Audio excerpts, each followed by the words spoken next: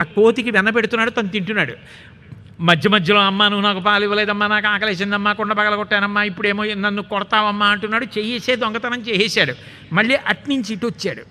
చూసింది తలుపు చాటు నుంచి, అమ్మ బాబోయ్ ఎంత అల్లర్రా, లాలనమున బహుదోషము లోలింప్రాపించు తాడనోపాయములంచాల గుణంబులు కలుగును తాడనంబె బాలు రకును పద్యంబరయన్. నా పిల్లాడని ముద్దు పెట్టుకుంటే పిల్లలు బాగుపడరు. ఏదో ముదిసలి ఇంటి దీపమని ముద్దుడు మూర్ఖుడు కాడు అంటాడు రామరాయల వారు. మా ఇంటి దీపం ఎంత బాగా వెలుగుతోందో అని ముద్దెట్టుకుంటే మూతి కాలిపోతుంది. మా అబ్బాయి అల్లరి చేస్తున్నాడని చూస్తూ కూర్చుంటే వాడు కొంప అంటించేస్తాడు. కాబట్టి పిల్లలకి ఒక్కటి దెబ్బ పడవలసిందే అంది అని ఎవరిని, పరమాత్మని కట్టేస్తాను బెత్తంతో కొట్టేస్తానని ఓ బెత్తం ఒకటి పట్టుకుంది. ఆయన్ని పట్టుకోవడం అంత తేలిక. అందుకని జాగ్రత్తగా పువ్వులన్నీ కొప్పు వేసుకొని గట్టిగా కొప్పు తిప్పుకొని బిగించుకుంది. ఓసారి కదిపి చూసుకొని ఆ పువ్వులన్నీ లోపలికి నొక్కి పెట్టుకుని ఆ పవిట కొంగు తీసి బిగించే ముందు చీర ఇలా తీసి దోపుకుని పవిట కొంగు చుట్టూ తిప్పి దోపుకుని పిల్లవాడి వెంట పరిగెత్తడానికి సిద్ధపడుతోందన్నమాట. ఇంక పట్టుకోవాలి. ఆయన దొరుకుతాడా ఓ పట్టాన చిన్నపిల్లాడు, అందులో ఒక్కరికి దొరకడు. తను ఇవాళ ప్రత్యక్షంగా చూసింది. వాళ్ళందరూ విక నవ్వుతున్నారు. మేము చెప్తే కాదన్నావుగా, చూసావా, మీకుండా పగలగొట్టాడు, మా ఇంట్లో దొంగతనం చేసి చూడు ఎలా వెన తింటున్నాడు, చూడు ఇట్నుంచి అడు దూకాడు, అట్నుంచి ఇడు దూకాడు, చూసావా నీ కొడుకు చేష్టలు అని. ఏదో అత్తగారు కొట్టిందని కాదు, తోడుకోడలు తెప్పింది అన్నట్టుంది ఆవిడ పరిస్థితి. వాళ్ళందరూ నవ్వుతున్నారన్న బాధ ఎక్కువ. ఈ కృష్ణుడిని పట్టుకోవాలి ఎలాగైనా, అందుకని పట్టుకోవడానికి పరిగెత్తింది. ఆయన ఆ ఇల్లంతా పెద్ద మండువాలోగిలి ఇల్లు, పెద్ద పెద్ద స్తంభాలతో ఉంది. ఏదో మహాభారతంలో తిక్కనగారు నర్తనశాలని వర్ణిస్తాడు. ద్వాంతాకారిత కుండ్యకుట్టిమఘన స్తంభావళీ రూపమున్ ప్రగ్ద్వార ప్రవిభాగ భోగ నిలయ ప్రగ్ద్వారమున్ గాతరస్వాంతత్రాసకరంబునై దురభివేశంబైన యాలోరు నిశ్చితుడై సతికేలు పట్టుకొని చొచ్చన్ భీముడత్యుగ్రతన్నని. అలా నర్తనశాల బోలెడన్ని స్తంభాలతో ఉంది ఆ ఇల్లు. అమ్మ వచ్చేస్తోందని చూశాడు, పరిగెత్తుకుంటూ వెళ్ళి ఓ స్తంభం చాటున నక్కాడు. చిన్న పిల్లాడు చక్కగా పట్టేస్తాడు, స్తంభం చాటున కనపడడు. స్తంభాదికంబులు తనకు అడ్డంబైన అట్టట్టునని పట్టువని వీని ఈ తప్పు సైరింపు ఇంక దొంగిల బోధునేనని ముని ముట్ట నేర్చువాని కాటుక నిరయంగ కందులు నులుముచు వెడలు కన్నీటితో వగచువాని ఏ దశ వచ్చునో ఇది అని పలుమార్లు సురుగుచు క్రీగంట చూచువాని గూడబారి పట్టుకొని వెర్రపుచు చిన్ని వెన్న దొంగ చిక్కెననుచు కొట్ట చేతులాడక పూబోడి కరుణతోడ బాలు కట్టదలచే. ఆ స్తంభాల చాటున దాక్కుంటుంటే ఆ యశోద పాపం పరిగెత్తుకొస్తోంది, ఆయాస పడుతోంది. ఏదో స్తంభం చాటున దాక్కుని ఉంటాడు, కళ్ళన్నీ నులిమేసుకుంటాడు, దొంగ ఏడు పేడుస్తున్నాడు. ఈ చెయ్యంతా కాటుకైపోయింది. మా అమ్మ ఇంకెప్పుడు తప్పు చేయనమ్మా, ఇంకెప్పుడు దొంగతనం చేయనమ్మా, అమ్మ నన్ను మన్నించమ్మా, ఈ ఒక్క తప్పు కాయమ్మా, అమ్మ నన్ను కొట్టకే అని కొట్టాలేదు, ఆవిడ పట్టుకోను లేదు. కానీ అరుపులు ఎక్కువ, ఏడుపు ఎక్కువ, అల్లరి ఎక్కువ. చూసేవాళ్ళకి అయ్యో ఈ తల్లి ఎంత క్రౌర్యం కలిగినదో అన్నంతగా ఏడుస్తూ ఆ స్తంభాల చుట్టూ మాత్రం పరిగెడుతున్నాడు. ఇటొస్తే అటెడతాడు, అటొస్తే ఇటెడతాడు. ఆ స్తంభాల చాటున అటు ఇటు ఉండి తుర్రునెటో పారిపోతూ ఉంటాడు. పాపం అలాగే పరిగెడుతోంది. ఆఖరికి ఆ తల్లి ఒడల చెమటలగ ఎనుత్తరీయము జారతురుముకున్న విరులు జారిరాల కట్టరాని తనను పట్టెదనని చింత కట్టుకున్న తల్లి కరుణ చూచి. ఆ కట్టుకున్నటువంటి ఆ చీరంతా జారిపోతోంది, పవిట కొంగు జారిపోతోంది, కొప్పు జారిపోతోంది, పువ్వులన్నీ జారిపోతున్నాయి, వాళ్ళంతా చెమట పట్టేసింది.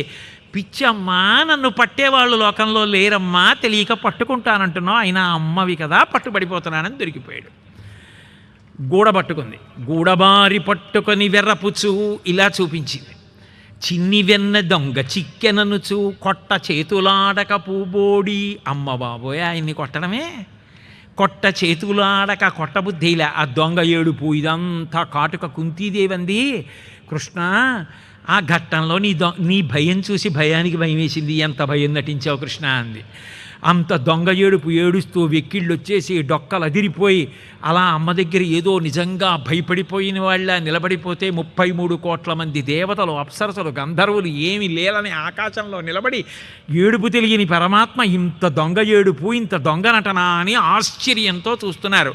చూస్తూ ఉండగా ఆవిడ ఇలా వేలు చూపించి, ఏరా ఏమిటి నిన్ను పట్టుకోవడం చాలా కష్టంట కదా, వాళ్ళందరూ అంటున్నారు. అంటే తను పట్టుకుంది కదా, గొప్ప అన్నమాట. ఇవాళ పట్టెదన్నది చెలము కొనిన పట్టుట బట్టే పట్టుబడ వండ్రు పట్టి పట్టుకొన నాకు కాక పరులకు వశమే. ఏమిటి పట్టుకోవడం చాలా కష్టం, నిన్ను పట్టుకోలేకపోయామని వాళ్ళందరూ అంటున్నారు. చూసావా నేను ఎలా పట్టేసుకున్నానో, నాకే దొరకవురా నువ్వు, చూసావా ఎలా పట్టుకున్నావో అని. అమ్మ కదూ, అమ్మ కోపం తాటాకుల మంట, అది నిజంగా పిల్లాన్ని తిట్టలేదు. అందుకని అమ్మకి కోపం వచ్చేసింది అనుకోండి, కొడుకుని ఏమండో ఇలా వచ్చేసారు ఏంటి, అయిపోయింది ఏంటి హోంవర్క్ అంతాను అని మాట్లాడింది అనుకోండి. ఎంతో గౌరవంగా అమ్మ కొడుకుని మాట్లాడిందంటే వాడు చేసిన తప్పు పని ఏదో అమ్మకి తెలిసిపోయింది. అందుకని అలా వెటకారంగా మాట్లాడుతుంది అమ్మ కొడుకుతోటి. అందుకని ఇలా పట్టుకుంది, మోకాళ్ళ మీద కూర్చుంది, వేలి ఇలా చూపించింది. వీరెవ్వరు శ్రీకృష్ణులు కారా, ఎన్నడు నువ్వెన్న తినరట, చోరత్వం వించుకయ్యను నేరరట, ధరిత్రినిట్టిని ఇతులు కలరే. ఓహో ఏమిటో మీరు శ్రీకృష్ణుల వారి కారేమిటండి, మీకు పాపం దొంగతనం తెలియదే, నేను ఇన్ని ఆవుల పాలు దాచేసుకుంటున్నాను కదూ, నీకు ఇంత వెన్న కూడా పెట్టను కదూ, పాపం అందుకని ప్రతి ఇంటికి వెళ్ళి దొంగతనం చేసుకొని తిని బ్రతుకుతున్నావు కదా. అవునులే, నీకు దొంగతనం ఏం తెలుసు, పాపం మీకేం దొంగతనం తెలియదులేండి అంటే, కొట్టలేక తిట్టలేక బాధ లోపల నెట్టుకోలేక ఆ ఆక్రోశాన్ని ఎలా వెళ్ళబుచ్చాలో పిల్లాడి దగ్గర పరమ ప్రేమ కలిగిన అమ్మ ఎలా మాట్లాడుతుందో అలాగే పడ్డాయంతే పోతన గారికి ఆ పద్యాలు అని. ఆఖరికి నిన్ను ఇవాళ కట్టేస్తా అని చెప్పి వదిలేసి వెళ్ళి తాడట్టుకొస్తే ఉంటాడేంటి, అక్కడ కట్టించుకోవడానికి ఉండడు. అందుకని ఏవో అలా చదువుతూనే ఉంది. ఒరే నీ మీద ఎంతమంది నేరాలు చెప్తున్నారా, ఎంతమంది చాడీలు చెప్తున్నారా, లేక పుట్టావురా, కొట్టలేకపోతున్నాను రా, తిట్టలేకపోతున్నాను రా, మీ నాన్న ఎంత గౌరవం సంపాదించుకున్నావురా, ఒక్కగానొక్క కొడుకురా, ఇలాంటి వాడివి పుట్టేమిట్రా, గట్ల మించి దూకుతావు, పుట్ల మించి దూకుతావు, అన్నీ ఎత్తుతావు, ఏం పనులు రా ఇవి అంటూనే ఉంది. లోపలికెడుతోంది, ఒక్కొక్క తాడు తెస్తోంది, అదన్నీ చల్ల చేసి వదిలేసిన తాళ్ళు, అజీర్ణమైపోయిన తాళ్ళు. పిల్లాడి పొట్టే కదా అనుకుంటోంది, తెస్తోంది, పొట్ట చుట్టూ తిప్పుతోంది, 2 అంగుళాలు తక్కువ అవుతోంది, మళ్ళీ విడుతోంది, ఇంకో తాడట్టుకొస్తోంది, వదిలేయడానికి వీల్లేదు 2 తాళ్ళు ముడేయాలంటే. అందుకని ఆ పిల్లాడిని ఇలా పట్టుకుని ఈ తాడు ఇలా మళ్ళీ ముడేసి మళ్ళీ పిల్లాడి పొట్ట చుట్టూ తిప్పుతోంది, మళ్ళీ 2 అంగుళాలు తక్కువ వస్తోంది. ఇది 2 తాళ్ళు కలిపినా 2 అంగుళాలు తక్కువ వస్తోందని మరిచిపోయి మళ్ళీ విడుతోంది, మళ్ళీ తాళ్ళు తెస్తోంది. వికచకమలనయ నవేదొక ఆ తల్లి తజ్జనని లోగిటంగల రజ్జు పరంపరల క్రమ్మర సుతుకట్టన్ ఆ బొజ్జ తిరిగి రాదయ్య జగజ్జాలములున్న పొట్ట కట్టందరమే. ఎవరైనా సమస్త జగత్తులు ఉన్న ఆ పొట్టని కట్టగలిగిన వాళ్ళ లోకంలో ఉంటారా? ఆ జీర్ణమైపోయిన తాళ్ళన్నీ తెస్తోంది, చుట్టూ తిప్పుతోంది, ముడేస్తోంది, మళ్ళీ తిప్పుతోంది, 2 అంగుళాలు తక్కువ వస్తోంది. ఇదేమిటి 2 అంగుళాలు తక్కువ అనుకోదు, మళ్ళీ విడుతోంది, తాడు తెస్తోంది, ముడేస్తోంది, మళ్ళీ తిప్పుతోంది. ఆయన ఒకళ్ళకి దొరికేవాడా? ఆయన చిక్కడు సిరికౌగిటిలో చిక్కడు సనకాది యోగి చిత్తాబ్జములన్ చిక్కడు శృతిలతి కావళి చిక్కెనతడు లీల తల్లి చేతన్రోలన్. ఆఖరికి చూశాడు, పిచ్చమ్మా నీకు అర్థం కావట్లేదు, ఏమిటో తెలుసా, 2 అంగుళాలు తక్కువ, నేను కడతానని నువ్వంటున్నావు, నువ్వు కట్టలేవని నేనంటున్నాను. నన్ను కట్టడానికి సాధనాలు లేవమ్మా, నన్ను కట్టాలంటే నేను కట్టుబడడం ఒకటే సాధనం. అవతల వారి భక్తికో జ్ఞానానికో యోగానికో దానానికో ముగ్ధుడనైతే నేను కట్టబడతాను, అంతేకాని నన్ను కట్టడం ఏమిటమ్మా, అది లేదని చెప్పడమే 2 అంగుళాలు తక్కువ అవడం. ఆఖరికి అమ్మ వంక చూశాడు, ఏమిటి పిచ్చమ్మ, ఈ చెమటలు కారిపోయి పువ్వులు జారిపోయి ఎంత ప్రేమ, నన్ను కట్టాలనుకుంటోందే, ఇలా నన్ను కట్టడానికి చల్ల చేసినటువంటి పనికి మాలిన జీర్ణమైపోయిన తాళ్లతో నన్ను కడుతుందా అమ్మ? అయినా అమ్మ ప్రేమకి కట్టుబడిపోయానని కట్టుబడిపోయాడు, కట్టేసింది. నడుం చుట్టూ తాడేసి కట్టేస్తే మచ్చలేని పరమాత్మ నడువుకి తాడు ఉరుసుకుని మచ్చపడింది కదా, దామోదరుడు అయ్యాడు. అందుకని తులసి మాల అలంకారం చేస్తారు. భక్తికి కట్టబడ్డవాడు కాబట్టి దామోదర, కార్తీక దామోదర లీల అని కార్తీక మాసంలో తప్పకుండా వింటారు ఈ లీల. ఇది 4 ఆశ్రమాల వాళ్ళు వింటారు. చాలామంది లీల వింటూ భావ సమాధిలోకి వెళ్ళిపోయారంటారు. అంత గొప్ప లీల, జన్మాంతర కర్మపాశములను కోస్తుందంటారు. అటువంటి లీల ఆ తాడు కట్టి ఇంకొక వేపు తీసుకొచ్చి ఆ దంచడానికి ఇంతకాలం వాడి వదిలేసినటువంటి రోటికేసి కట్టేసింది. ఆయన ఆ రోలు లాక్కుంటూ ముందుకెడుతున్నాడు. ఆ ముందుకెడుతున్నప్పుడు పెరట్లో 2 పెద్ద మద్ది చెట్లు ఉన్నాయి. అవి ఎప్పటివో కొన్ని 100 సంవత్సరాల నాటి మద్ది చెట్లు. ఆ 2 మద్ది చెట్ల మధ్యలోంచి ఆ కర్ర రోలు లాగాడు. ఆ కర్ర రోలు లాగేటప్పటికి రోలు చెట్లకి ఒరుసుకుని ఈ రోలు యొక్క ఒరిపిడికి 2 చెట్లు పెద్ద పెద్ద చప్పుడు చేస్తూ కింద పడిపోయాయి. కింద పడిపోయేటప్పటికే అందులోంచి ఇద్దరు దివ్యమైనటువంటి పురుషులు గొప్ప తేజస్సుతో పైకొచ్చారు. పైకొచ్చి, కృష్ణ, నీ యొక్క అనుగ్రహ విశేషం చేత ఇవాళ మేము శాప విమోచనం పొందాం. స్వామి, నీకు నమస్కారాలు. మేము భక్తితో బ్రతికేటట్టు ఇకపైన ధూర్తమైన పనులు చెయ్యకుండా మమ్మల్ని అనుగ్రహించమని నీ పద్యావళులాలకించు చెవులున్ నిన్నాడు వాక్యంబులన్ నీ పేరన్ పనిచేయు హస్తయుగమున్ నీ మూర్తిపై చూపులున్ నీ పాదంబుల పొంత బ్రొక్కు శిరముల్ నీ సేవపై చిత్తముల్ నీపై బుద్ధులు మాకు నిమ్ము కరుణన్ నీ రజపత్రీక్షణ.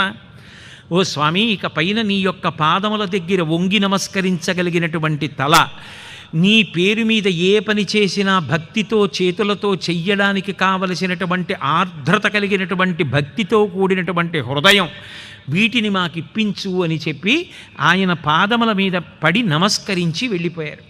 వెళ్ళిపోతే ఈ చెప్తున్నటువంటి శుకబ్రహ్మని అడిగాడు. తన కట్టు తాను విడిపించుకోలేని అమాయకుల్లా ఏడుస్తూ రోలు లాగుతున్నటువంటి చిన్ని కృష్ణుడి నడుము కట్టబడినటువంటి రోలు తగిలి అసలు ఆ చెట్లు ఎందుకు పడిపోయి అందులోంచి వచ్చిన దివ్య పురుషులు ఎవరు అని అడిగాడు.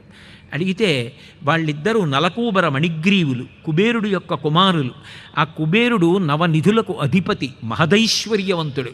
అంతటి ఐశ్వర్యవంతుడి కొడుకులు కాబట్టి వాళ్ళు విశేషమైనటువంటి గర్వాన్ని పొందారు. అది చాలదన్నట్టుగా మధిర సేవించారు.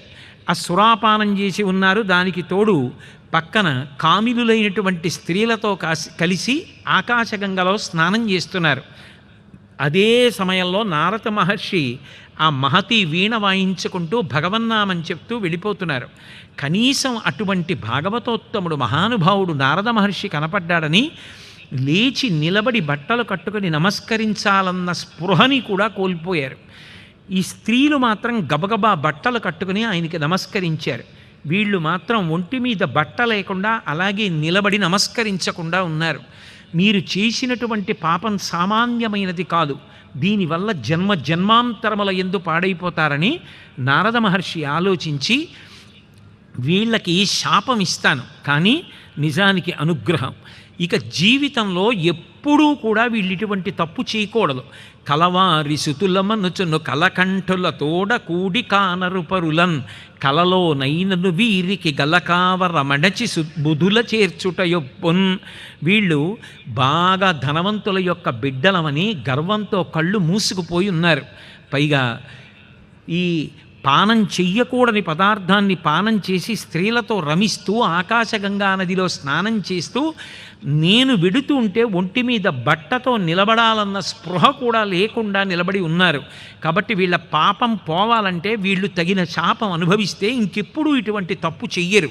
వీళ్లకున్న కావరం తగ్గిపోతే వీళ్ళు కూడా బుధులతో సజ్జనులతో సమానంగా ప్రవర్తిస్తారు. ఈ దుర్గుణం తీసేయాలి వీళ్ళకి. అందుకని కక్షతో కాదు, వీళ్లకున్న ఈ గుణం పోవాలంటే దానికి తగిన శిక్ష వేస్తే పోతుందని ఒరే బట్ట కట్టుకోకుండా నిలబడ్డారు కాబట్టి బట్ట కట్టుకోవలసిన అవసరం లేని రీతిలో మీరు చక్కగా వెళ్ళి ఆ శ్రీకృష్ణ పరమాత్మ యొక్క అవతారం వచ్చేటటువంటి సమయానికి ఆయన ఆడుకునేటటువంటి ప్రాంగణంలో ఆ యశోద నందులు ఉంటున్నటువంటి ఇంటి వెనకాతల మద్ది చెట్లై పుట్టి కొన్ని వందల సంవత్సరాలు అలాగే ఉండిపోండి. కృష్ణ పరమాత్మ యొక్క పాద స్పర్శ చేత మీకు శాప విమోచనం అవుతుందన్నారు. చెట్లు కాబట్టి బట్ట కట్టుకోక్కర్లేదు, అవి అంత పెరిగిన మద్ది చెట్లు అలాగే నిలబడి ఉన్నాయి. కృష్ణ పరమాత్మ యొక్క పాద స్పర్శ చేత రెండు చెట్లు పడిపోయి అందులోంచి మళ్ళీ ఆ యక్షులు పైకొచ్చి శాప విమోచనం అయిపోయి భగవంతుడికి నమస్కరించి జన్మ జన్మాంతరముల యందు అటువంటి దోషం కలగకుండా ఉండడానికి భగవంతుణ్ణి ఏది కోరుకోవాలో అది అడిగి వెళ్ళిపోయారు.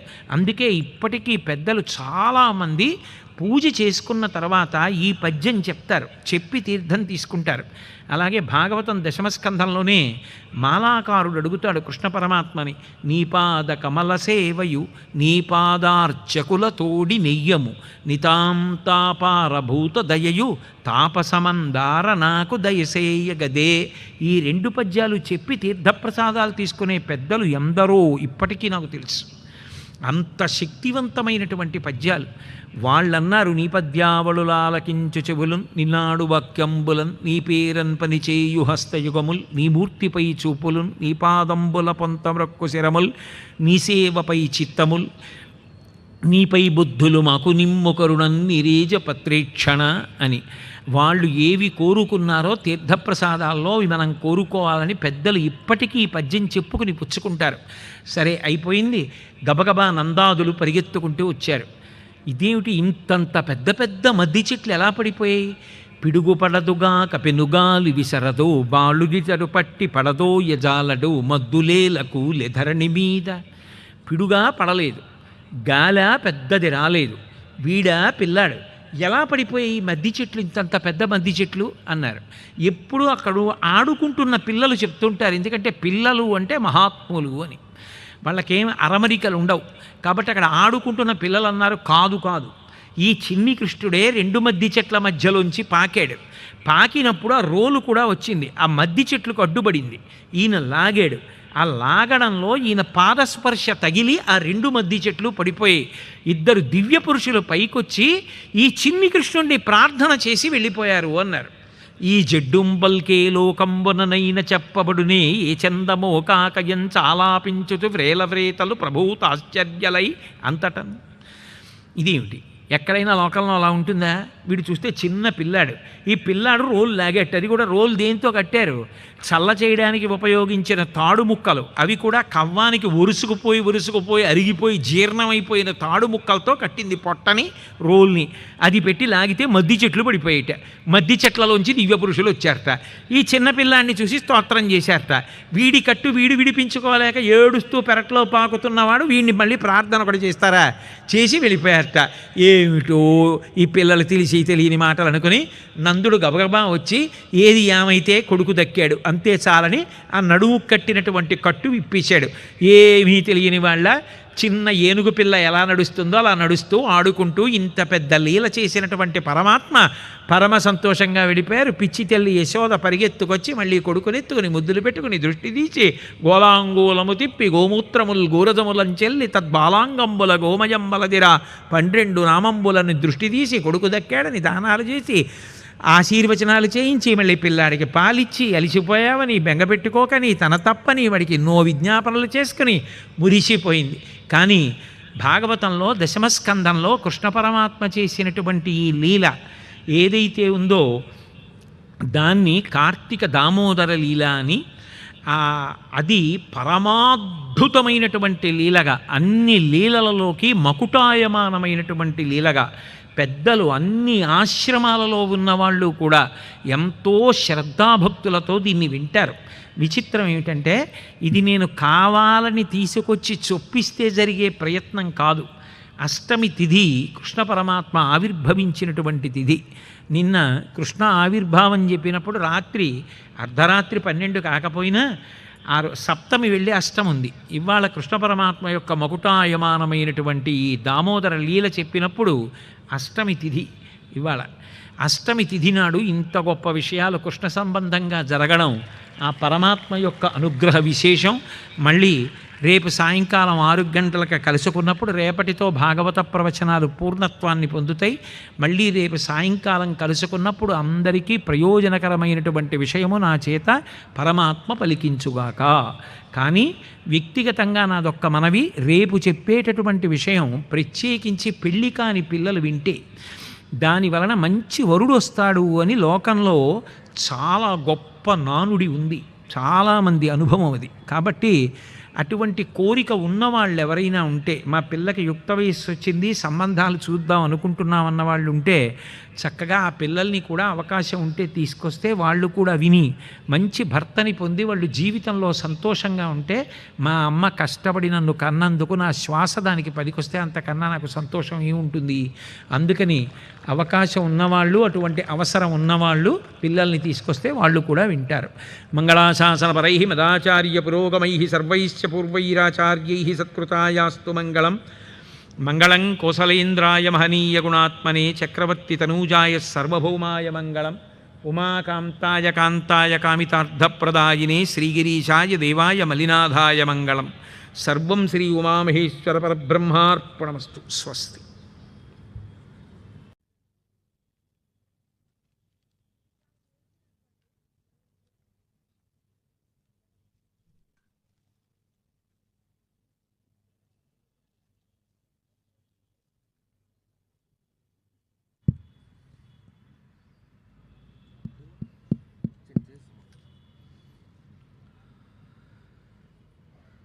శుక్లాంబరధరం విష్ణుం శశివర్ణం చతుర్భుజం ప్రసన్నవదనం ధ్యాయేత్ సర్వవిఘ్నోపశాంతయే. గురుర్బ్రహ్మా గురుర్విష్ణుః గురుర్దేవో మహేశ్వరః గురుస్సాక్షాత్ పరం బ్రహ్మ తస్మై శ్రీ గురవే నమః.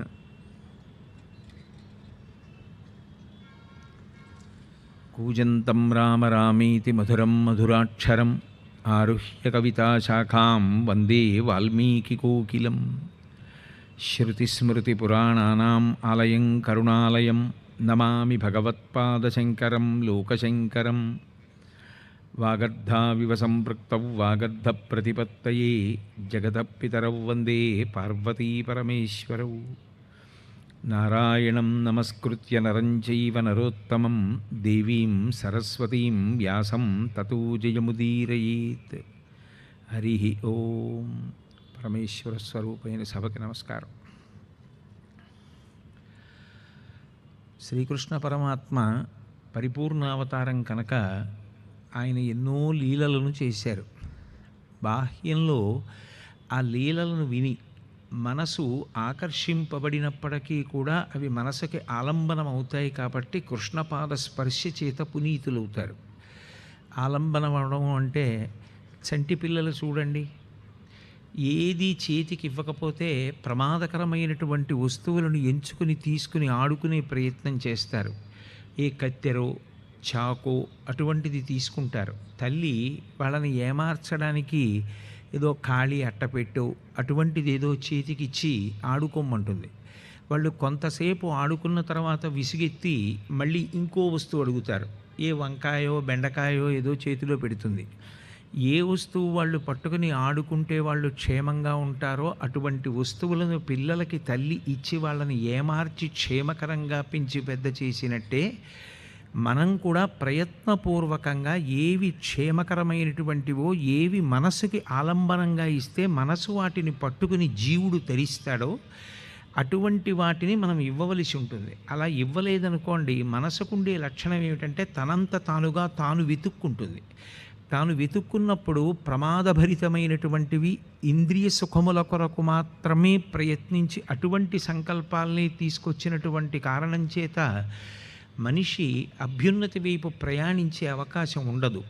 సాధనలో అది చాలా చాలా అవసరం. నిరంతరం మనసుని పరిశీలిస్తూ దానికి ఏదో ఒకటి కావాలి. అది పాడైపోకుండా ఉండడానికి అవకాశం ఉండేటటువంటి క్షేమకరమైనటువంటి వస్తువు ఏది ఉంటుందో అటువంటిది ఇస్తూ ఉండాలి. కాసేపు ఏదో చెవులతో మంచి సంగీతం వినడం, మంచి మాటలు వినడం, మంచి మాటలు చదవడం, మంచి విషయాలు చూడడం, పెద్దలతో మాట్లాడడం, ఇటువంటివి చేస్తుంటే మనసు ఎప్పుడు ఆర్ద్రతతోటి భగవద్భక్తితోటి సత్వగుణంతో ఉండి ఉద్రేకాన్ని పొందకుండా ఉంటుంది. మనం ఏదీ ప్రయత్నపూర్వకంగా దానికి ఆలంబనం ఇవ్వలేదనుకోండి, అది ఏం చేస్తుందంటే ఎప్పుడూ శరీరము ఇంద్రియములు భోగం పొందడానికి ఎటువంటి వాటిని కోరుకోవాలో అవే కోరుకుని త్వరగా పాడైపోవడానికి వీలయ్యేటటువంటి వాటిని మాత్రమే ఎంచుకుంటుంది. అందుకే శ్రీకృష్ణ పరమాత్మ యొక్క లీలలు మనసుకి ఆలంబనంగా ఇచ్చినట్టయితే మనిషి తరిస్తాడు. అవి పైకి ఎంతో మధురమధురంగా ఉంటాయి. ఆ లీలని విని ఆ లీలని స్మరించినా మంచిదే. లేదు, అందులో ఉన్నటువంటి అంతరార్థం కొంతవరకు మనసుని పట్టుకున్నా అది కూడా ఇంకా ఇంకా ఆలోచించడానికి ఎంతో పనిచేసి మనిషి యొక్క అభ్యున్నతికి కారణమవుతుంది. శ్రీకృష్ణ పరమాత్మ పుట్టినటువంటి నక్షత్రం మళ్ళీ తిరిగి వచ్చేటటువంటి లోపల తల్లి ఒక రోజున గొప్ప ఉత్సవం చేసింది. పైగా పిల్లవాడు బోర్లగిల పడుతున్నాడు కాబట్టి ఏదో పిల్లాడు మా ఇంట్లో బోర్లా పడ్డాడు, బొబ్బట్లు వండాం అని ఒక ఉత్సవం కింద చేస్తారు. ఆవిడ కూడా ఉత్సవం చేస్తూ చాలామందిని పిలిచింది. పెద్ద పండగ వాతావరణం కింద వాళ్ళందరికీ భోజనాలు అవి ఏర్పాట్లు చేసింది, అభిషేకాలు ఏర్పాటు చేసింది, వేదాశీర్వచనం ఏర్పాటు చేసింది, అనేక మంది బ్రాహ్మణోత్తములు వచ్చారు, దాన ధర్మాదులు చేసింది. అవన్నీ మంచి పనులే. కానీ ఇవన్నీ చేస్తూ పిల్లవాడిని మరిచిపోయింది. సర్వసాధారణంగా మనం కూడా ఏదో పండగ చేసుకుంటాం. అసలు పండగ నాడు భగవత్ సంబంధమైనది ఏది చేయాలో అది తక్కువ, అక్కర్లేని హడావిడి ఎక్కువగా ఉంటుంది. అలాగే ఆమె కూడా భగవంతుణ్ణి మరిచిపోయింది, మిగిలినటువంటి ఉత్సవ ధ్యాసలో ఉండిపోయింది. నిదిరించిన శిశువాకుని ఏడ్చుచు గిదిసి కెరలి కిసలయ విలసన్ మృదుచక్రచాపరేఖాస్పద పదమున తన్నెనొక్క బండిందండిన్ అన్నారు పోతన గారు. ఆ పిల్లవాడిని తీసుకెళ్ళి ఒక బండి దగ్గర పడుకోబెట్టింది.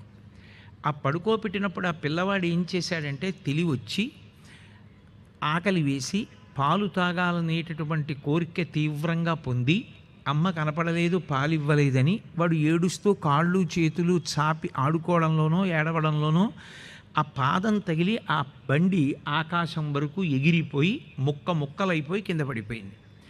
దాన్ని శకటాసుర భంజనము అంటారు. ఇది జరిగిన తరువాత యశోద పరిగెత్తుకొచ్చింది. మిగిలినటువంటి వాళ్ళందరూ కూడా పరిగెత్తుకొచ్చారు.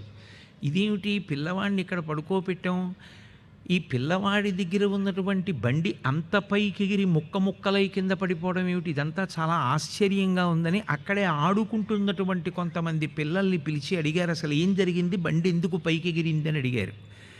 అడిగితే వాళ్ళన్నారు, బాలుండాకుని ఏడ్చుచు కాలిత్తిన తాకి ఎగసెను కాని ఏ కారణమున బండి ఎగయేదని తద్బాలుని కడ ఆడుచుండి పలికిరి శిశువుల్. ఆ చిన్ని కృష్ణుణ్ణి అమ్మ ఏ బండి దగ్గర పడుకోబెట్టిందో ఆ బండి దగ్గరే ఆడుకుంటున్నటువంటి కొంతమంది పిల్లలు, ఈ పిల్లవాడికి నిద్రలోంచి తెలివచ్చింది, ఆకలేసింది, వాడు ఆకలితో ఏడుస్తూ అటు ఇటు కదులుతున్నప్పుడు కాలు పైకి లేస్తే ఆ పాదం తగిలి ఈ బండి అంత పైకెత్తుకు ఎగిరిపోయి ముక్కలై కింద పడిపోయింది అన్నారు. వాళ్ళన్నారు, అక్కడ ఉన్నటువంటి యశోద, బాలుండెక్కడ బండి ఎక్కడ, అభోభాగంబుపై ఏర్పడన్ కాలం తన్నుట ఎక్కడ ఆటపడుచుల్ కల్లాడిరి, ఈ జడ్డుంబల్కి ఏ లోకంబుననైన చెప్పబడునే ఏ చందమో కాకయంచాలాపించచు వ్రేలువ్రేతలు ప్రభూతాశ్చర్యలైరంతటన్. వాళ్ళన్నారు, బాలుండెక్కడ బండి ఎక్కడ. ఈ పిల్లవాడు చూస్తే చిన్న పిల్లవాడు, నిన్నగాక మొన్న బొర్లా పడ్డాడు, వాడు కాలు పెట్టి తన్నాడా, వాడి పాదం తగిలి ఆకాశం వరకు బండి ఎగిరిపోయిందా, కాలం తన్నుట ఎక్కడ ఆటపడుచుల్ కల్లాడిరి జడ్డుంపల్కి ఏ లోకంబుననైన చెప్పబడునే.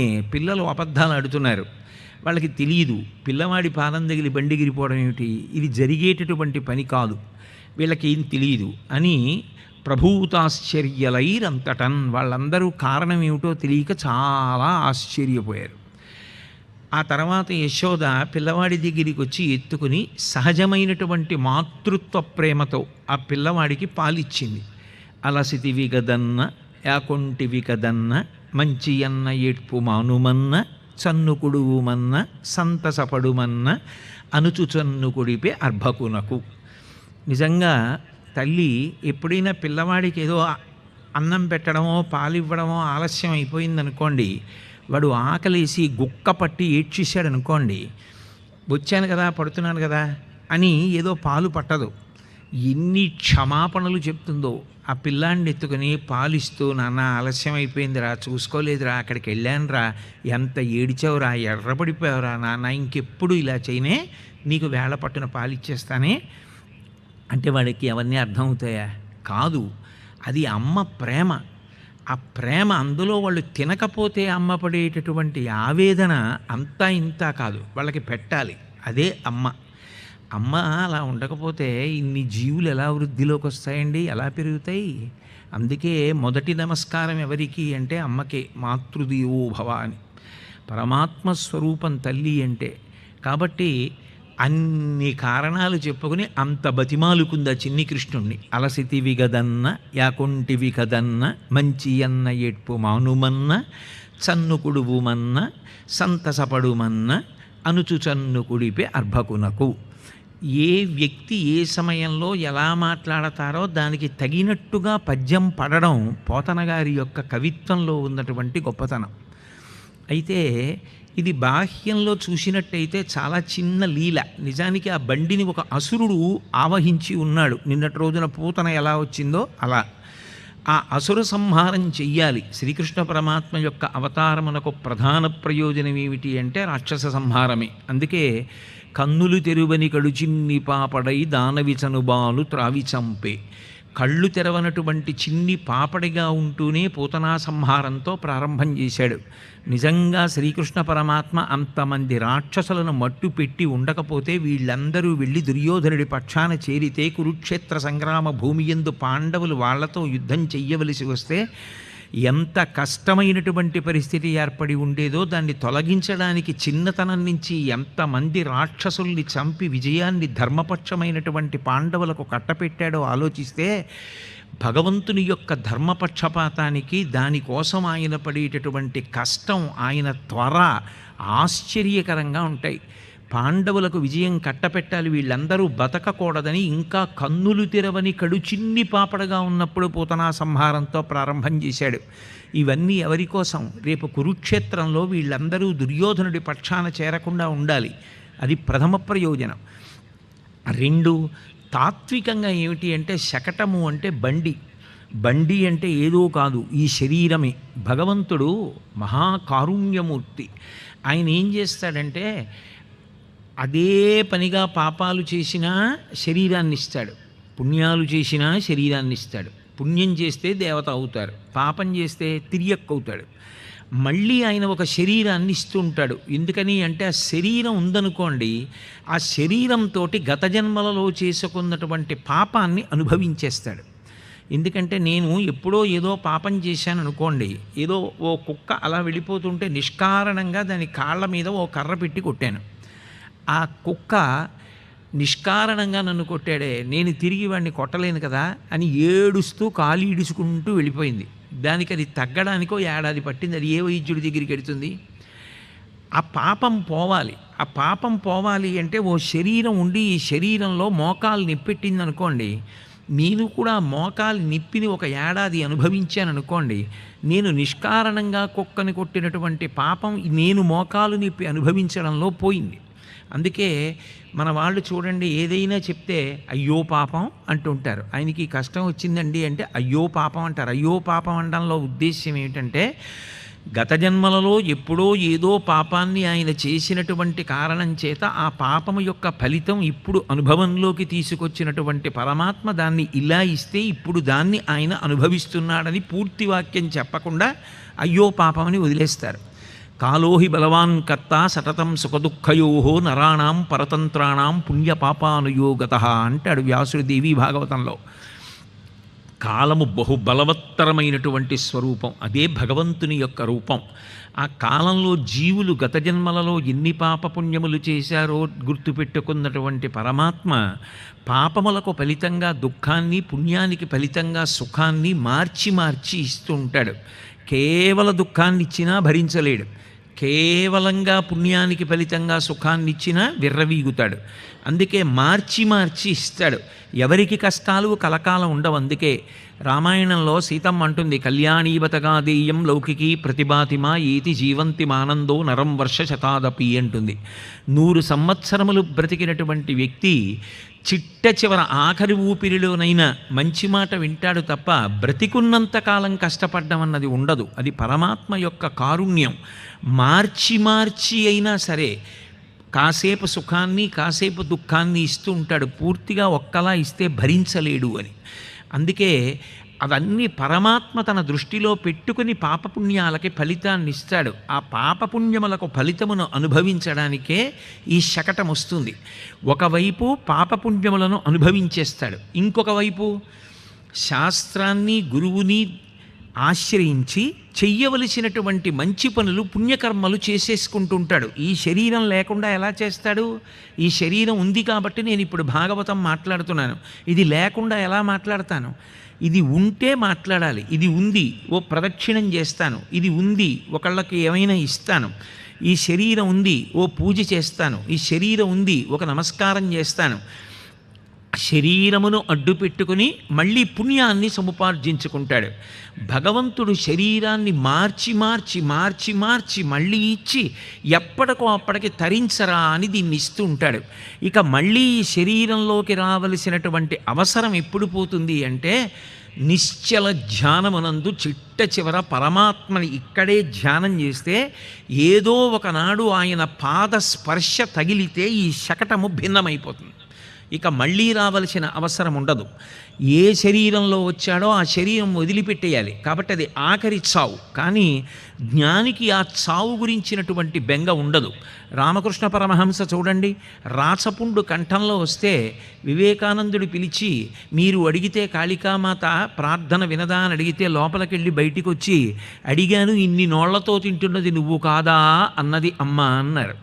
భగవాన్ రమణ మహర్షి తిరువణ్ణామలై శరీరం వదిలిపెట్టేసే ముందు, అమ్మయ్య చిన్న గుడారంలో ఉన్న ఏనుగు బయటికి వెళ్ళిపోతోంది అని ఎంతో సంతోషంగా చెమట పట్టినటువంటి బట్టని విప్పినంత తేలిగ్గా వదిలిపెట్టేసేసి అనంతమైనటువంటి చైతన్యమునందు ఐక్యమైపోతారు. అందరూ చూస్తుండగా అరుణాచలానికి ప్రదక్షిణం చేసి అరుణగిరిలోకి వెళ్ళిపోయింది భగవాన్ రమణుల యొక్క ఆత్మ. మహాపురుషులైనటువంటి వారు అటువంటి రీతిలో సంసార పరిభ్రమణము నుంచి విడుదలను పొందారు. అందుకే ఆయన పాద స్పర్శ ఎప్పుడు కలుగుతుందో అప్పుడు ఈ శకటము భిన్నమైపోతుంది. ఆ శకటమును భిన్నము చేయడము ఆయన చేతిలోనే ఉంది. కాదు ఇది బాగుంది, దీంతో ఇంద్రియ సుఖాలు పొందడం బాగుంది, భోగాలు పొందడం బాగుంది, భగవంతుడు ఎందుకు, గురువు ఎందుకు, శాస్త్రం ఎందుకు, దీనితో సంతోషంగా ఉందామనుకుంటే ఇది ఎంతకాలం సుఖాలు పొందడానికి అంగీకరిస్తుంది? కొంతకాలం అయిన తర్వాత అదే అంగీకరించదు. అంగీకరించకపోయిన తరువాత ఈ శరీరంతో ఏమైనా చేద్దాం అనుకున్నా చేయలేడు. అందుకే దీపం ఉండగా ఇల్లు చక్కపెట్టుకో అంటారు.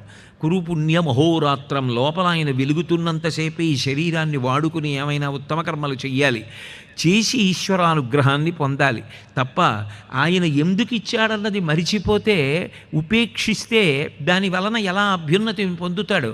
ఒక వ్యాపారం మొదలుపెట్టే వ్యక్తి మొట్టమొదట తన దగ్గర ఉన్న ద్రవ్యాన్ని పెట్టుబడిగా పెడితే నమ్మి మిగిలిన వాళ్ళు పెట్టుబడి పెడతారు. భగవంతుడిచ్చిన మొట్టమొదటి పెట్టుబడి ఈ శరీరం. ఈ శరీరాన్ని పెట్టుబడి పెట్టాలి, దీంతో కూర్చుని పూజ చేయాలి, దీంతో కూర్చుని ధ్యానం చేయాలి, దీనితో మంచి పనులు చేయాలి, దీనికి మంచి విషయాలు ఆలంబనంగా ఇవ్వాలి, మంచి ఆలోచించాలి, మంచి మాట్లాడాలి, మంచి పలకాలి. తన సాధ్యమైనంత వరకు 10 మందికి భగవంతుణ్ణి చేసి ఏదో ఒక ఉపకారం చేయడానికి ప్రయత్నం చెయ్యాలి తప్ప తన వలన ఎవరికి ఏ అపకారము జరగకూడదని కోరుకుంటూ ఉండాలి. అటువంటి భావన పొందగా పొందగా పొందగా పొందగా చేసిన పుణ్యకర్మల చేత ప్రీతి పొందినటువంటి పరమాత్మ చిత్తశుద్ధినిచ్చి ఆ చిత్తశుద్ధిని పాత్రతన చేసి జ్ఞానమిస్తే ఆ జ్ఞానము వలన ఇక పుట్టవలసిన అవసరాన్ని పోగొట్టుకుని పునరావృత్తి రహిత శాశ్వత శివ సాయుధ్య స్థితిని వ్యక్తి పొందగలుగుతున్నాడు.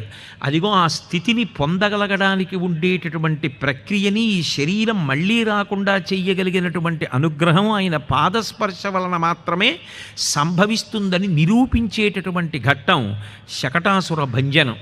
అలాగే తర్వాత ఒకనాడు చిన్ని కృష్ణుణ్ణి ఒళ్ళో కూర్చుంది యశోద. ఇందుకు ఆయన బరువుగా అనిపించాడు. అప్పుడప్పుడు భగవంతుడు కూడా బరువుగా అనిపిస్తూ ఉంటాడు. అబ్బాయి ఏమిటో, ఈ లేవడం ఏమిటో, ఈ పూజ ఏమిటో, ఈ ధ్యానం ఏమిటో, ఈ అల్లరి ఏమిటో, ఈ ప్రవచనాలు ఏమిటో, హాయిగా కూర్చోకుండా అనిపిస్తూ ఉంటుంది. ఏమిటి హాయిగా ఇవన్నీ వదలడమా హాయి నీకు అని 1కి 10 మాటలు పరిశీలించుకొని, కాదు ఇదే హాయి, ఇందులోనే ఉండాలి అని మనిషి తనని తాను స్వస్థత పరుచుకొని పూనికతో ప్రవర్తించాలి. ఆ యశోద పిల్లవాడిని తీసి కిందకి దింపింది. గొప్ప రాక్షస సంహారం జరగాలి, లోకానికి ఒక పాఠం చెప్పాలి పరమాత్మ. సుడి ఎరుగని హరిసుడివడ సుడిగాలి తరంగు రక్కసడు విసిరెడి ఆ సుడిగాలి ధూళి కందుల సుడివడ గోపకులు బెదరి సుడివడిరదిపా అన్నారు పోతన గారు. వస్తున్నది సుడిగాలి కదూ, అందుకని పద్యం తిరిగింది. అలాగే ఎక్కడి నుంచి వచ్చాడో తృణావర్తుడు అని ఒక రాక్షసుడు కంసుని పలుపున వచ్చాడు. వచ్చి ఆయన సుడిగాలి రూపంలో వచ్చాడు. ఆ పిల్లవాడిని అక్కడ పెట్టింది కదూ, వేగం పుంజుకున్నాడు. ఆయన వచ్చిందే కృష్ణ పరమాత్మని సంహరించాలని. మరి ఎక్కడో పుట్టి పెరుగుతున్నాడు అని చెప్పింది కదా ఆ యోగమాయ. తెంపరివై బొరింబొరిని దేవకి బిడ్డల చిన్ని కుర్రలం చంపితి వింకనైన ఉపశాంతి వహింపక రాల మీద నన్నొంపితి విసిరో ఇది బిరమే. నిన్ను చంపెడివాడొకడు నా సరసం జనించి వేరొక చోట సంస్కృతి పొందిడివాడు దుర్మతి అని చెప్పింది కదా. నాతో పాటు పుట్టి పెరుగుతున్నాడు ఎక్కడో పిల్లవాడని చెప్పింది. అందుకని కృష్ణ పరమాత్మని చంపడానికి పూతనని పంపిస్తే కుదరలా, శకటాసురుణ్ణి పంపిస్తే కుదరలా, అందుకని తృణావర్తుణ్ణి పంపించాడు. ఆయన సుడిగాలి రూపంలో వచ్చి అక్కడే పెట్టబడి ఉన్నటువంటి చిన్ని కృష్ణుణ్ణి చుట్టేసి ఎత్తుకుపోయాడు. ఎత్తుకుపోతే ఆ సుడిగాలి ధూళి కన్నుల సుడివడ గోపకులు బెగడి సుడివడి రధిపా. యశోద చుట్టుపక్కల నందవ్రజంలో ఉన్నటువంటి వారందరి కళ్ళల్లో సుడిగాలి ధూళి పడిపోయిన కారణం చేత వాళ్ళెవ్వరికీ కన్నులు కనపడకుండా పోయాయి. కళ్ళల్లో మట్టి పడిపోతే ఏం కనపడతాయి? ఎవ్వరికీ ఏం కనపడలేదు. ఇదే అదును ఆ కృష్ణ పరమాత్మని చంపేయచ్చని రాక్షసుడు బాగా పైకంట ఎత్తుకుపోయాడు. ఆయన ఉద్దేశ్యం ఏమిటంటే అక్కడి నుంచి పిల్లవాడిని వదిలేయాలని. కాసేపటికి సుడిగాలటి వెళ్ళిపోగానే కళ్ళు తెరిచింది. కళ్ళు తెరిచి చూసింది. పరమ సహజంగా ఉంటుంది పోతన గారి యొక్క కవిత్వం. అప్పుడు మొట్టమొదటి మాట ఏమంటాం? అక్కడ పెట్టినది కనపడలేదనుకోండి, ఇక్కడే పెట్టాను అంటాం. ఇక్కడ పెట్టి శిశువుతానిక్కడ ఆడుచునుండే గాలితానెక్కడ నుండి వచ్చే శిశుమక్కడి మార్గము పట్టిపోయే నేడెక్కడ చొత్తునంచు కమలేక్షణ గ్రేపు తెరంగు ఖిన్నయై ప్రొక్కుచువాలు గోవు క్రియ భూస్థలివాలె దురంత చింతయై అంటారు పోతన గారు. ఇక్కడ పెట్టి అయ్యో పిల్లాడిని ఇక్కడే ఇక్కడే ఉంచాను. శిశువుతానిక్కడ ఆడుచునుండే, ఇక్కడే పిల్లాడు ఆడుకుంటున్నాడు. గాలితానెక్కడ నుండి వచ్చే శిశువెక్కడి మార్గము పట్టిపోయే, ఆ సుడిగాలి పిల్లాడిని ఎక్కడికి తీసుకెళ్ళిపోయిందో, ఏమైపోయాడో అని. దూడ కనపడకపోతే ఆవు ఎంత బెంగ పెట్టుకుని వెనక పరిగెడుతుందో అలా పరిగెత్తింది. నిజంగా తల్లి ప్రేమ అలాగే ఉంటుంది. అద్భుతమైనటువంటి ఉపమానం. మహాత్ముడు పోతన గారికి కితాబు ఇవ్వడానికి నేనెంతటి వాడిని, ఆయన పాద ధూళికి సరిపోను. నిజం. ఇటుపక్క ఏమో నాకు తెలియదు కానీ మా వైపు తూర్పుగోదావరి జిల్లాలో బాగా కనపడుతుంటాయి. ఆవు ఈనిన తరువాత వెనక ఇంకా మావి పడుతూ ఉంటుంది, ఆ మాంసం కనపడుతూ ఉంటుంది. నేను చూసి ఒళ్ళు జలధరిస్తూ ఉంటుంది. ఆ దూడని బండిలో ఎక్కించుకుంటారు. అది ఎక్కడికో వెళ్ళి ఏ గడ్డి మేస్తూనో ఈనేస్తుంది. ఆ దూడను తీసుకొచ్చి బండిలో పెట్టుకుని ఇంటికి తీసుకెడుతూ ఉంటారు. దీని వెనక ఆవు ఎడుతూ ఉంటుంది. ఎందుకని? దానికి సంధిబంధములు ఎంత సడలిపోయాయో, ఎంత బాధపడుతోందో, దానికి ఎంత నిప్పిగా ఉందో. ఈ కుక్కలు వెనకాతల వెంటపడి ఆ మాంసాన్ని పీకే ప్రయత్నం చేస్తాయి. అది ఒక పక్క వెనక్కి తిరిగి కొమ్ములతో విసురుతూ ఉంటుంది ఆ కుక్కల్ని. ముందు దూడ బండిలో వెళ్ళిపోతోంది. దానికి కాసేపు ఆగాలని ఉంటుందో, కాసేపు బడలికగా ఉంది ఒళ్ళు అనుకోవాలనుకుంటుందో, కానీ దూడ కంటికి కనపడకుండా వెళ్ళిపోతుందని పాపం ఆ బండి వెనక అలాగే వెళ్ళిపోతుంది. వెళ్ళిపోయి ఆ ఇంటి దగ్గరికి వెళ్ళి దూడని దింపిన తరువాత మాంసాహారి కానటువంటి ఆవు దూడ ఒంటికి ఉన్నటువంటి మాంసపు పొరనంతటిని నాకి శుభ్రం చేసుకుంటుంది. అందుకే గోవత్సం అంటారు. అసలు ఆ ఆవు దూడల యొక్క ప్రేమ చూసి తీరాలి. ఎంత తెలిసున్నవాడు కానివ్వండి, దూడని పెట్టిన తర్వాత ఆవు దగ్గరికి రానివ్వదు. ఎక్కడ తీసుకెళ్ళిపోతాడో దూడన అంత భయం, అంత బెంగ, ఎంత మాతృప్రేమో. ఆ దూడ కనపడనటువంటి ఆవు ఎలా పరిగెడుతుందో, యశోద ఎక్కడికి వెళ్ళిపోయాడు పిల్లాడు తెలియదు. అలా వెళ్ళిపోయాడు, పైకెటో వెళ్ళిపోయాడు, ఆకాశంలో తీసుకుపోయాడు ఆ సుడిగాలి రాక్షసుడు. ఎక్కడికని పెడుతుంది? కానీ అలాగని నేను ఎక్కడికెడతానని ఊరుకుంటుందా? పరిగెత్తి పరిగెత్తి పరిగెత్తి నేల మీద పడిపోతోంది, లేస్తోంది, పరిగెడుతోంది. దూడ కనపడకపోతే ఆవు ఎలా పరిగెడుతుందో, కమలేక్షణ గ్రేపు తెరంగు ఖిన్నయై ప్రొక్కుచువాలు గోవు కిరియ భూస్థలివాలె దురంత చింతయై. నేల మీద పడిపోతూ, లేస్తూ, దెబ్బలు తింటూ, పరిగెడుతూ ఎలాగైనా చిన్ని కృష్ణుణ్ణి చూడాలని పరిగెడుతోంది పాపం. తన కోసం ఏడిచేవాడు ఉంటే పరమాత్మ మళ్ళీ తానే వచ్చి వాళ్ళకి దక్కుతాడు. అందుకే ఆయన ఏం చేశాడు? ఆ పైకెత్తుకుపోతున్న రాక్షసుడి యొక్క కంఠాన్ని ఏదో అంత ఎత్తుకు తీసుకెళ్ళిపోతుంటే భయపడిపోయినటువంటి పిల్లవాడు గట్టిగా పట్టేసుకున్నట్టుగా ఆ రాక్షసుడి మెడ 2 చేతులతో పట్టేసుకుని నలిపేస్తే ఊపిరాడక హరికరతల పీడనమున పరవశుడై రాల మీద భగ్నంగకుడై సురవైరి భటుడు కూలెను పురభంజను కోల కూలు పురముంబోలెన్ అంటారు. ఎక్కడెక్కడ అవకాశం వస్తే అక్కడక్కడ శివకేశవులని ఇద్దరు ఉండరు, ఉన్నది ఒక్కటే పరమాత్మ అని చెప్తుంటారు మహాత్ములందరూ వాంగ్మయంలో. పోతన గారు కూడా అదే ప్రయోగం చేశారు. త్రిపురాసురుల్ని శంకరుడు ఎలా పడగొట్టాడో అలా తన చేతులతో గట్టిగా పట్టుకోవడం వల్ల ఇంకా ఊపిరాడక ఆ తృణావర్తుడనేటటువంటి రాక్షసుడు నన్ను వదిలిపెట్టరా వదిలిపెట్టరా వదిలిపెట్టరా అని ఏడుస్తూ కంఠం పట్టుకొని బరువైపోయినటువంటి కృష్ణుణ్ణి మొయ్యలేక పైనుంచి కిందకు పడిపోయాడు. ఆ పడిపోవడంలో, రాళ్ల మీద పడిపోవడంలో ఆ రాక్షసుడి యొక్క శరీరం అంతా ముక్కలైపోయింది. ఆ ముక్కలైపోయినటువంటి శరీరం కలిగినటువంటి రాక్షసుని యొక్క ఆ చిన్నాభిన్నమైనటువంటి ముక్కల మీద పడి చిన్ని కృష్ణుడు ఆడుకుంటున్నాడు. ఆ యశోదతో పాటు నందవ్రజంలో ఉన్నటువంటి వారు అందరూ పరిగెత్తుకుంటూ వచ్చి ఆ చిన్ని కృష్ణుడిని చూశారు. చూసి ఆశ్చర్యపోయారు. అంత ఎత్తు పట్టుకెళ్ళాడు, అక్కడి నుంచి రాక్షసుడు కింద పడ్డాడు, ముక్కలైపోయాడు. పిల్లాడికి మాత్రం ఏమీ దెబ్బ తగలలేదు. ఏమి ఆశ్చర్యం! పోతన గారు అన్నారు, రక్షణము లేక సాధుడు రక్షితుడగు సమత చేసి రాయుడులందున్ రక్షణలు వేయి కలిగిన శిక్షితుడగు కలుడు పాపచిత్తుండగుటన్. అడుగడుగున రక్షణలు పెట్టుకున్న విశేషమైనటువంటి పాపమును చేసేటటువంటి వ్యక్తి మృత్యువుని పొందాలి అని పరమేశ్వరుడు శాసనం చేస్తే తప్పుకోలేడు. పుణ్యాత్ముడైనటువంటి వ్యక్తికి ఆపదలు వచ్చినా కూడా అవి తప్పిపోతాయి తప్ప పుణ్యాత్ముడైనటువంటి వ్యక్తి ఆపద చేత గ్రసింపబడడు. ఎందుకంటే పరమాత్మ రక్షిస్తూ ఉంటాడు. చిన్ని కృష్ణుడు రక్షింపబడ్డాడు అంటే ఆ నందయశోదల యొక్క పుణ్యం. అందుకే యశోదమ్మ వెంటనే ఒక మాట అంటుంది, గత జన్మంబులనేమి చేసితిమో ఎవ్వరికి ఏమి పెట్టితిమో ఏ చింతారతిన్ పొద్దుపుచ్చితిమో యాగశ్రేణులేమేమి చేసితిమో సత్యంబులనేమి పలికితిమో ఏ సిద్ధాశ్రమమునం త్రొక్కితిమో ఇప్పుడు చూడగంటి మిచటన్ కృష్ణార్భకున్ నిర్భయున్ అంటుంది. మనకి వచ్చేటటువంటి పెద్ద పెద్ద ఆపదలు తప్పాలి అంటే సర్వసాధారణంగా మనిషి ప్రయత్నపూర్వకంగా చెయ్యవలసినటువంటి పుణ్యాలు ఏవి కాపాడతాయో చెప్పింది. గత జన్మంబులనేమి చేసితిమో, గత జన్మలలో చేసుకున్న పుణ్యం ఏదుందో అది అడ్డుపడుతుంది. ఎందుకంటే పరమాత్మ దాన్ని అడ్డుపెట్టి కాపాడతాడు. గత జన్మంబులనేమి చేసితిమో యాగశ్రేణులేమేమి చేసితిమో, చేసిన యాగాలు చేసిన హోమాలు ఉత్తినే పోవు. దేవతలు ప్రసన్నులై హవిస్సు తిన్న తర్వాత దేవతలకు ఒక లక్షణం ఉంటుంది, వాళ్ళు ఏదైనా పుచ్చుకుంటే వాళ్ళు అవతల వాళ్ళ యొక్క కోరిక తీర్చి వెళ్ళిపోతారు. అందుకే యాగశ్రేణులేమేమి చేసితిమో ఎవ్వరికేమి పెట్టితిమో, ఒక్కొక్కసారి అందరికీ పెట్టవలసిందే ఆర్తులైన వాళ్ళకి, కానీ ఒక్కొక్కసారి పరమ భాగవతోత్తముడైనటువంటి వ్యక్తి ఇంటికొచ్చి గుక్కెడు మంచినీళ్లు తాగి వెళ్ళిపోయాడు ఆయన.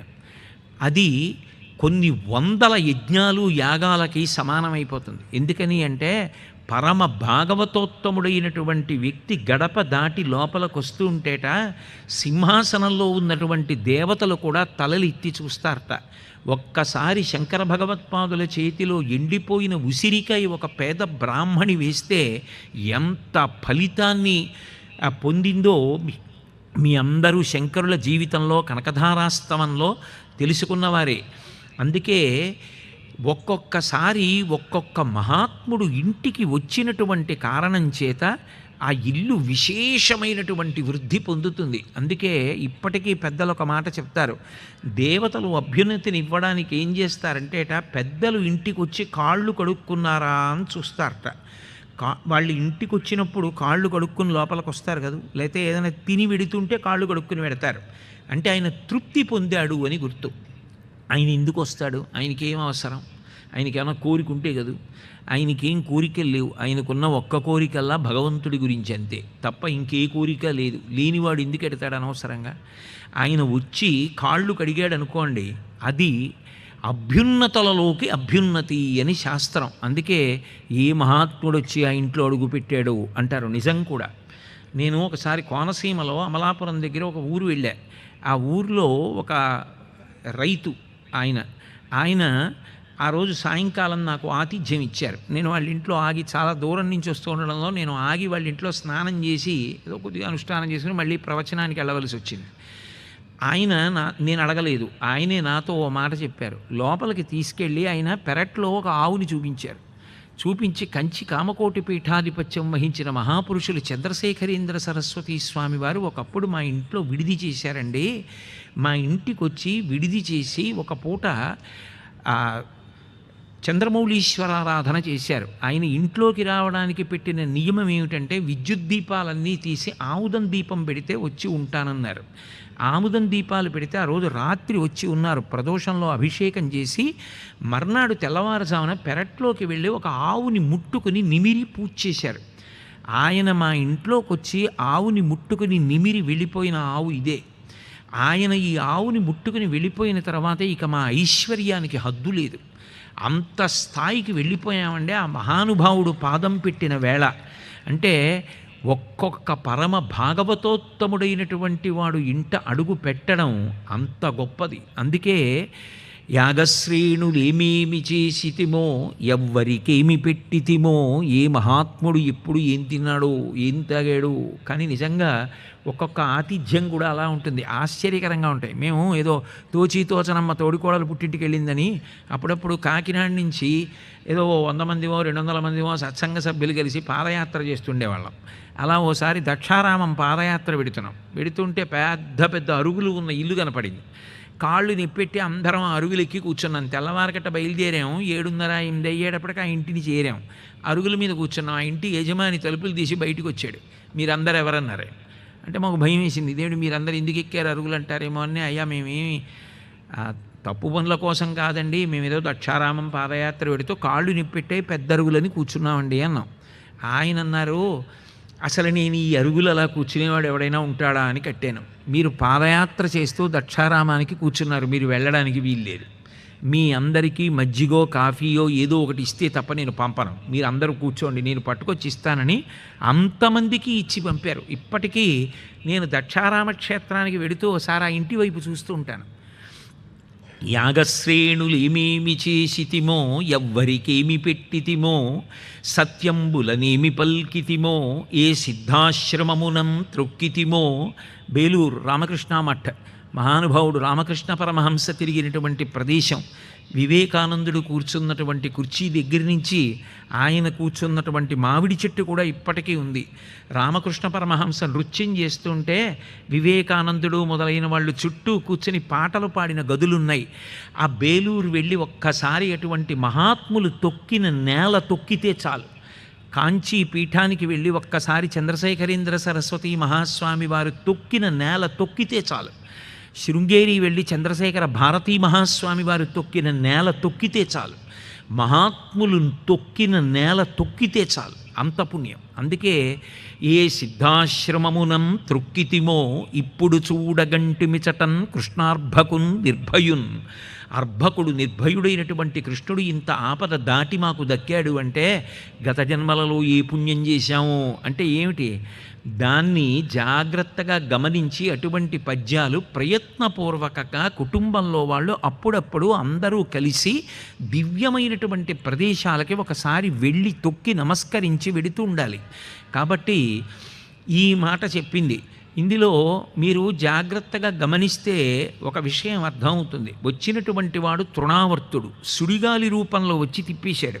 ఎవరిని? తృణం గడ్డి పరకల్ని తిప్పుతుంది. మీరు సుడిగాలి ఎప్పుడైనా చూశారో లేదో నాకు తెలియదు. ఆ సుడిగాలి వచ్చినప్పుడు గడ్డి పరకలన్నింటినీ చుట్టి తీసుకుపోతుంటుంది. మేము చిన్నప్పుడు ఏలూరులో కూర్చుని ఉంటే ఆ సుడిగాలి వచ్చినప్పుడు ఎంతో ముచ్చటగా చూస్తుండేవాళ్ళం. ఆ గడ్డి పరకలు అవి పైకి వెళ్ళడం అదిని. ఎవరు తృణము ఎవరు గడ్డిపరక అంటే డబ్బు సంపాదించవలసిందే, డబ్బు సంపాదించవద్దని కానీ ఏ పని చెయ్యొద్దని కానీ ఉత్తిని కూర్చుని భగవంతుడు నాకు పెడతాడని ఎదురు చూడమని కానీ ఏ శాస్త్రాలు చెప్పలేదు. నిజానికి ప్రయత్నపూర్వకంగా డబ్బు సంపాదించకపోవడం తప్పని చెప్పాయి. మాతా నిందతి నాభినందతి పితా, భ్రాతాన సంభాషతే భృత్యకుప్యతి నానుగచ్చతి సుత, కాంతాపి నాలింగతే. ఆఖరికి అర్ధప్రార్థన శంకయాన కురుతే సల్లాపమాత్రం సుహృత్, తస్మాత్ నైతికమర్ధమార్జన శృణు సఖీ విత్తేన సర్వీ వశాః. ఒక వయసు వచ్చిన తర్వాత డబ్బు సంపాదించి తండ్రికి ఆసరా కాకపోతే మాతా నిందతి, నిందించడం తెలియని అమ్మ కూడా తిడుతుంది. నాభినందతి పిత, తండ్రి సంతోషంగా భుజం మీద చెయ్యేసి అక్కరకొచ్చావురా అనడు. నాభినందతి పిత భ్రాతాన సంభాషతే, కష్టపడి తెచ్చి మాకు పెరుగు అన్నమే, ఏ పని చేయకుండా వీడికి పెరుగు అన్నమే అని అన్నదమ్ములు కూడా మాట్లాడరు. భ్రాత న సంభాషతే భృత్య కుప్యతి. సేవకుణ్ణి పిలిచి పని చెప్తే మీ అన్నయ్యలు మీ నాన్నగారు డబ్బిస్తారు, నువ్వు రూపాయి ఇవ్వకపోయినా పనులు బాగా చెప్తావు అంటాడు. భృత్య కుప్యతి నాను గచ్చతి సుత. కొడుకు చదువుకోవడానికి డబ్బిచ్చి చదివించకుండా ఏ రూపాయి సంపాదించకపోతే కొడుకు కూడా తండ్రి ఇంట్లోకి వస్తున్నప్పుడు ఎదురెళ్ళి కాళ్ళు కడుకోవడానికి చెంబుతో నీళ్ళు ఇవ్వడు. నానుగచ్చతి సుత కాంతాపినాలింగతే. భార్య కూడా ప్రియమార కౌగలించుకోదు. కాంతాపినాలింగతే. ఆఖరికి అర్ధప్రార్థన శంకజాన కురుతే సల్లాపమాత్రం సుహృత్. ఆయన మంచి స్నేహితుడు పాపం. అయితే ఎంతకాలం ఆయన మాత్రం కనపడ్డప్పుడల్లా అప్పడిగితే ఇస్తాడు. అందుకే ఈయన యువతల వైపు నుంచి ఏమోయ్ అంటే చూడనట్టుగా పని లేకపోయినా అటు వెళ్ళిపోతాడు. ఎందుకంటే బాబు ఇటు వస్తే డబ్బులు అడుగుతాడు. ఆయన ఏం చెడ్డవాడు కాదు, మంచివాడే. కానీ వీడు రూపాయి సంపాదించకపోతే ఎంతకాలం చూస్తారు. అందుకే అర్ధప్రార్థన శంకజాన కురుతే సల్లాపమాత్రం సుహృత్ తస్మాత్ నైతికమర్ధమార్జన శృణు సఖే విత్తేన సర్వే వశాః. నీతి తప్పి ధర్మం తప్పి సంపాదించద్దు. ధార్మికంగా నువ్వు సంపాదించినది ఏదుందో అది నిన్ను నీ 21 తరాల్ని కాపాడుతుంది తప్ప అదే పనిగా డబ్బు డబ్బు డబ్బు డబ్బు డబ్బు అని తిరగడం మొదలు పెడితే అదొక సుడిగాలి. అది కళ్ళు కనపడనివ్వదు. కాలం వెళ్ళిపోతుంది. ఆ తిరగడంలో కాలం వెళ్ళిపోవడంలో శరీరం జర్జరీభూతం అయిపోతుంది. ఇంత గొప్ప మనుష్య జన్మ కొన్ని కోట్ల జన్మల తర్వాత వచ్చేటటువంటిది మనుష్య జన్మ. శంకర భగవత్పాదులంతటి వారు వివేకమై చూడామణి చేస్తూ మనుష్యత్వం ముముక్షత్వం మహాపురుష సంశ్రయ అంటారు. అసలు మనిషిగా పుట్టడమే అంత తేలిక కాదు. కోట్ల జీవరాశులున్నాయి. రామ అనగలదా ఏ ప్రాణైనా? మనిషి అనగలడు. ఇంత గొప్ప స్థితి మనిషికిస్తే ఆ జన్మలో అది తప్ప మిగిలినవన్నీ పట్టుకుంటానంటే, కళ్ళల్లో ఇసుక పోసుకొని నాకు కనపట్టలేదంటే, అక్కర్లేని వాటి చుట్టూ తిరగమని ఎవడు చెప్పాడు? నీ జన్మ సార్థక్యానికి పనికొచ్చేవి వదిలిపెట్టేసుకోమని ఎవడు చెప్పాడు? ఒకసారి అలా తిరగడం మొదలు పెడితే అవసరాలు వద్దని ఎవ్వరూ అనరు. ఏ శాస్త్రం అందో, భగవంతుడే అనలేదు. ఆర్తో జిజ్ఞాసురర్ధార్థి జ్ఞానీచ భరతర్షభ. నేను బతికున్నంత కాలం ఒకరి దగ్గర చెయ్యి చాపకూడదు. నాకు హాయిగా తినడానికి కడుపు నిండా అన్నం దొరకాలి, కట్టుకోవడానికి బట్ట దొరకాలి, నేను 10 మందికి పెట్టగలగాలి. మంచి పనులు చెయ్యడానికి డబ్బు కావాలని కోరుకోవచ్చు. నాకు ఇల్లు ఉండాలి, నాకు కొడుకు ఉండాలి, కూతురు ఉండాలి, నేను కన్యాదానం చేయాలి, నేను స్నాతకం చేయాలి, నాకు మనవలు ఉండాలి, నేను నా వంశాన్ని చూసుకోవాలి, నేను 10 మందికి ఉపకారం చెయ్యాలి, కీర్తి సంపాదించుకోవాలి. అవన్నీ అవసరాలు, అవి కోరికలు కావు. అవసరాలు భగవంతుడిని అడగచ్చు, అవసరాల కోసం తిరగచ్చు. కానీ హద్దు మీరిపోయి దేని కొరకు అంటే తెలియకుండా డబ్బు పిచ్చి కోసం తిరగవద్దు అన్నది శాస్త్రం. ఎందుకని అంటే మీరు చూడండి, లోకంలో 84 లక్షల జీవరాశుల్లో ఒక్క మనిషి తప్ప మిగిలిన ఏ ప్రాణి డబ్బన్న దాన్ని సృష్టించుకోలేదు. భగవంతుడు ఎలా పెట్టాడో అలాగే బ్రతికేసాయి. ఒక కాగితం తయారు చేసి దీనికి ఇంత విలువ అని నిర్ణయించుకొని దానికోసం ఎన్ని తరాలకైనా సరిపోయేటట్టు సంపాదించాలని తిరిగి కళ్ళల్లో ధూళి పడిపోయి సుడిగాలిలో పడిపోయిన వాడు గడ్డి పరక తిరిగినట్టు తిరుగుతూ పడిపోయేవాడు మనిషి ఒక్కడే. మిగిలిన ఏ ప్రాణైనా తనంత తాను ఆహారం సంపాదించుకోగలిగినటువంటి శక్తి పొందేంత వరకు మాత్రమే పిల్లల్ని పెంచుతుంది. మనిషో అర్థం ఏమైనా ఉంటుందా? ఎన్ని తరాలకైనా ఇంకా సంపాదించాలి, ఇంకా సంపాదించాలి. సుడిగాలి తిప్పే ఇట్లా తృణం అయిపోవాలా, గడ్డిపరక అయిపోవాలా? అలా వద్దు. డబ్బు వద్దని శాస్త్రాలు చెప్పలేదు, కానీ దానికి బానిసవైపోయి తిరక్కు. జీవితం ఏమైపోతుంది? ఆఖరికి నిన్నెవరు ఉద్ధరిస్తారు? ఒక్కసారి శరీరం వదిలిపెట్టేశాడా, ఊపిరి ఆగిపోయిందా, ఏ డబ్బు వచ్చి ఆదుకుంటుంది? కింవానేన ధనేన వాజికరి విప్రాప్తేన రాజ్యేన కింవా పుత్రకళత్రమిత్ర పశుభిర్దేహేన గేహేన కిం జ్ఞానైతక్షణభంగురం సపతిరోత్యాద్యం మనోదూరత స్వాత్మార్థం గురువాక్యతో భజ భజ శ్రీపార్వతీ వల్లభం అంటారు శంకర భగవత్పాదులు. అందరికన్నా ముందు ఏమీ పట్టించుకోకుండా ఉండిపోయేది ఏదంటే సంపాదించిన డబ్బే. ఎందుకనంటే నేను ఇల్లు కట్టి ఇల్లు నాదండి, ఇల్లు నాదండి, ఇలా కట్టానండి, పదవి విరమణ చేసిన తర్వాత వచ్చిన డబ్బులతో ఇదిగో ఈ ఇల్లు కట్టుకున్నానండి, ఇల్లు కట్టుకున్నానండి అంటాను. నేను వెళ్ళిపోగానే అంటే నేను శరీరం విడిచిపెట్టగానే మా అబ్బాయికి వస్తుంది కదా ఇల్లు, అక్కడ నిలబడి ఇది నా ఇల్లు అని మా అబ్బాయి అన్నాడు అనుకోండి, చీ ధూర్తుడా, మీ నాన్న ఎంత కష్టపడి కట్టాడో తెలుసా? 38 ఏళ్ళు ఉద్యోగం చేసిన తర్వాత పదవి విరమణ నాడు వచ్చిన డబ్బులతో కట్టుకున్నాడు ఇల్లు, నీదంట ఏమిటి అని ఇల్లేమందో. ఎవడొచ్చి అక్కడ నిలబడి నాదంటే నీదే అంటుంది. డబ్బు అసలందు, వాహనాలు అసలంలో, ఆ, చనిపోయిన వాడిని తీసుకెళ్ళడానికి వెదురుకర్రలు పట్టరావడానికి కారు పట్టుకెడితే కారు ఏడుస్తుంది ఏమిటి, అయ్యో ఆయన కోసం వెదురుకర్రలు తేవలసి వచ్చింది నేనని. అదేం ఏడవదు. ఆఖరికి భార్య గుమ్మం వరకే, బిడ్డలు కపాలమోక్షం అయిందని చెప్పి శ్మశానంలో అక్కడి వరకే. నీతో వచ్చేది ఏమైనా ఉంటే నువ్వు చేసుకున్న పాపపుణ్యాలే. దానికోసం జీవుడి గురించి ఆలోచించకుండా ఒక్క డబ్బు కోసం తిరిగి ఎందుకు జీవితాన్ని పాడు చేసుకుంటావు? తృణమైపోయి ఆవర్తము అంటే సుడిగాలి తిప్పినట్టు తిప్పేస్తుంటే జీవితాన్ని పాడు చేసుకోకు. ఎంతవరకు అవసరమో అంతవరకు సంపాదించు, తప్పేం లేదు. 10 మందిని సుఖపెట్టడానికి సంపాదించు, తప్పేం లేదు. కానీ అతిగా దాని ఎందు లౌల్యాన్ని మాత్రం పొందవద్దు. మూఢజహీహి ధనాగమ తృష్ణ కురు సద్బుద్ధిం మనసి వితృష్ణ ఎలభసే నిజ కర్మోపాత్తం విత్తంతేన వినోదయ చిత్తం. మనిషి సంతోషంగా బతకడానికి చాలా కారణాలు ఉంటాయి. అందులో డబ్బుది చాలా తక్కువ. అదొక్కటే కాదు. విశ్వనాథ సత్యనారాయణ గారి 1000 పడగల్లాగా మనవడు నవ్విన నవ్వు చాలు, మనవరాలి ఆటలు చాలు, ఉత్తమురాలై ప్రేమ కలిగినటువంటి కోడలు చాలు, మాట వినే కొడుకు చాలు, అనుగమించే ధర్మపత్ని చాలు, మంచి స్నేహితులు చాలు. ఇవన్నీ నీ సంతోషానికి కారణాలు కావా? ఇవన్నీ నువ్వు ఆనందించడానికి కారణాలు కావా? ఆనందించడానికి డబ్బు ఒక్కదాని కోసం పరిగెత్తి పాడు చేసుకోవాలా? వద్దు సుమా, దాని జోలికి వెళ్ళవద్దు. దాని నుంచి విముక్తి పొందాలంటే కృష్ణ స్మరణము, భగవన్ నువ్వే నన్ను కాపాడాలి అని ఆయనని స్మరిస్తే తృణావర్తుణ్ణి చంపి ఆయన దక్కినట్టు నీకు ఆయన దక్కుతాడు, నువ్వు అభ్యున్నతిని పొందుతావు. అది చెప్పడమే తృణావర్తోపాఖ్యానం.